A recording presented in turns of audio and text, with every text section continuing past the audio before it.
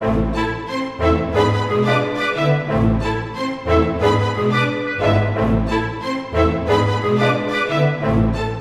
the history of England, law has always played a vital role in the lives of every king and queen's reign, as well in the lives of their subjects.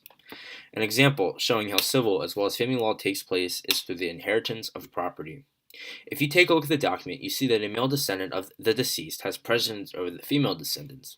The law states that if no male executor of will is present, then the female descendants will take care of the execution of the will. Now, let's take a look at criminal law. Prior to the passage of the English Bill of Rights of 1689, the monarchy was known to be very powerful and used a multitude of tools in order to wield its power, including the legal system. King Henry VIII was known to do this, especially through unjust measures. He had a multitude of those closest to him killed, including two of his wives, Anne Boleyn as well as Catherine Howard. On top of that, he had two of his Lord Chancellors killed, Thomas Wolsey and Thomas More, and his Lord Privy Seal, Thomas Cromwell. Now let's take a look at the execution of Anne Boleyn from one of my favorite TV shows, The Tudors. My lords, why have you come? This is the warrant for your arrest. You are charged with committing adultery with Mark Smeaton, Sir Henry Norris, and William Brett. We are come at the King's command to conduct you to the Tower, there to abide during His Majesty's pleasure. If it be His Majesty's pleasure, then I am ready to obey.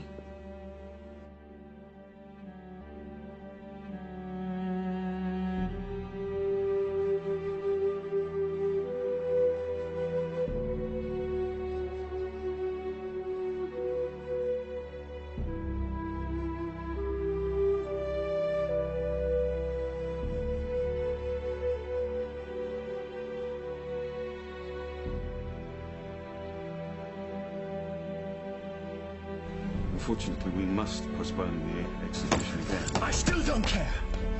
I ordered you to get someone else. I want her dead. I want it over with, finished.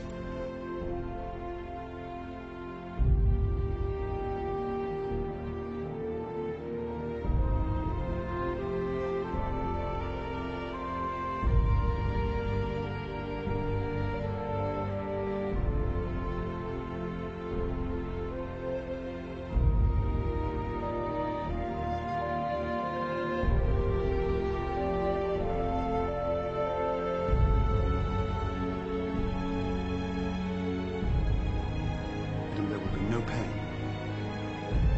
The blow will be so sudden. Yes, I heard the execution was very good. In any case, I have only a little neck.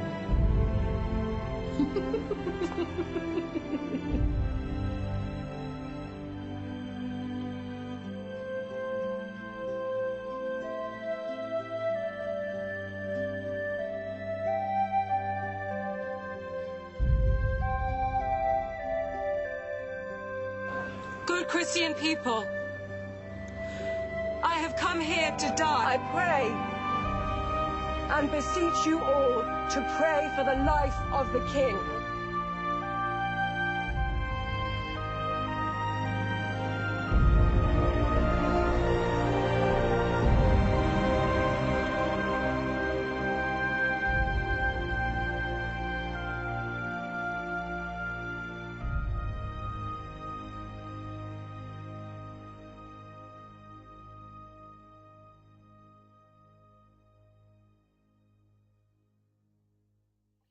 Since the 19th century, England has functioned as a unitary constitutional monarchy.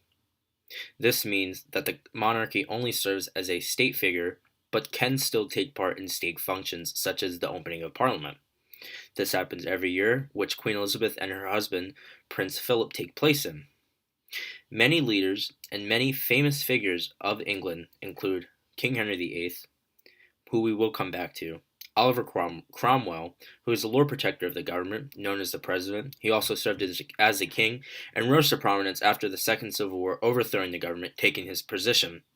Queen Victoria, Winston Churchill, who served as the Prime Minister twice and was also the Prime Minister during the Second World War. Diana, Princess of Wales, who is the wife of the heir presumptive, Charles, Prince of Wales, and the Queen Mother, Queen Elizabeth. King Henry VIII played a very large role in having a church in England. After seeking an annulment and divorce from his first wife, Catherine of Aragon, by the Pope and Catholic Church, a parliamentary act of 1534 was passed naming Henry and his successors as the head of a new church, the Church of England. According to the Church of England's website, the followers of this new church would be known as Anglican Ecclesia. After his death, his oldest daughter Mary, a devout Catholic and the daughter of Catherine of Aragon, returned to the country back to Catholicism under the Six Articles and the Hearsay Acts. The medieval sourcebook says that, after her death, her younger sister Elizabeth, who was the daughter of Anne Boleyn, succeeded her, returning the church back to Anglicanism under a new act of supremacy.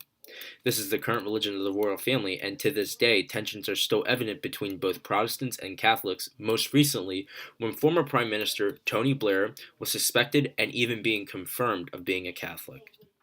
As previously stated, England is a Christian country with patriarchal ideas deeply rooted within itself.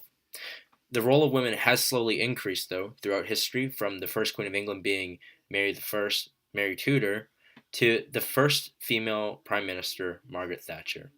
Now let's go to Arielle to hear her information. Today, England's major achievements in society include the English language, agricultural and industrial revolutions, mechanical inventions such as the railway, the gas turbine, and jet engines. Also the ideas and economics of free trade, mercantilism, capitalism, and liberalism.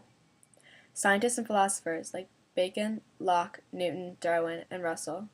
Parliamentary monarchy, and politicians like Walpole, Disraeli, Gladstone, Churchill, Thatcher, and Blair. Also literature and poetry like Shakespeare, Milton, Brontes, Dickens, and Eliot. Crime fictions such as the infamous Sherlock Holmes. Children's stories known worldwide like Peter Pan, Alice in Wonderland, and Harry Potter. Agricultural styles like Tudor and Victorian. Pop music, the Beatles and the Rolling Stones. Luxury cars like the Rolls-Royce, the Bentley, Jaguar, Aston Martin.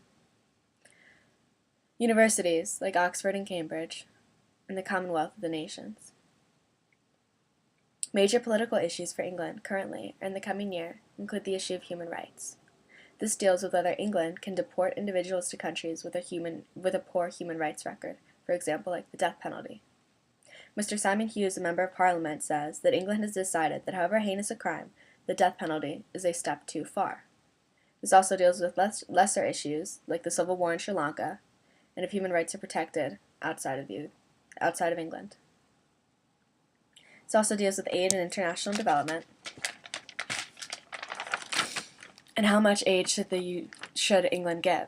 Where should it go? And does it reach the people who most need it? Also the devolution in Scotland. What powers do devolved legislatures and the Parliament have at the moment? What effect would further Scottish devolution have on England and the UK? Also the argument of civil liberties and freedoms. For example, debates on the retention of DNA data, regulation of CCTV cameras, detention without trial, and the need to balance national security and individual freedom. Today, the death penalty has been outlawed in England, and in certain cases, individuals fleeing from the United States to avoid capital punishment will be detained in England and not sent back to the United States to receive punishment for their crimes. England does not see any crime so heinous that the criminal deserves death. This being implemented by a country who is number 9 in the top 10 gruesome methods of execution, being hanging, drawing, and quartering, which was the common form of punishment in England for the crime of treason, which was considered the worst crime you could commit. Unbelievably, this punishment remained in law until 1814. The first stage of execution was to be tied to a wooden frame and dragged behind a horse to the place of your death. Following that, the criminal would be hanged until they were nearly dead.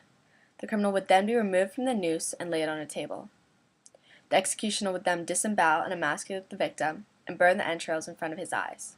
At this point, he would still be alive. Is it in England's right place to say that they can retain individuals from the United States and have them avoid punishment because the death penalty is wrong, when just 200 years ago they were hanging, drawing, and quartering criminals? Thanks for listening to our lesson about the history and role of law throughout England.